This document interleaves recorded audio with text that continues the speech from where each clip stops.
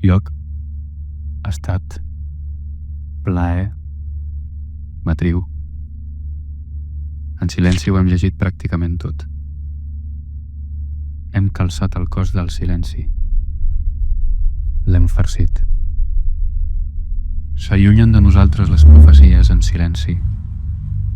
Hi ha una mort, un fer-se camí, un escorcoll, un punt segurament sofisticat entre el trànsit aeri europeu i els núvols d'ensívols, el pensament mut i la conversa entre les plantes, el silenci dels sanglots amagats, de l'estornut trencalós, pobles ofegats sense programa polític de victòria. El silenci digital seria per Evald Dilienkov un glob més al riu on es va treure l'oxigen del cos.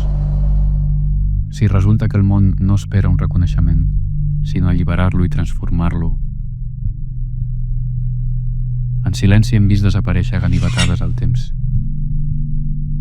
En silenci surt la sang a les pel·lícules i la llum. Una llum s'ha esgotat en silenci i una altra s'hi ha oposat.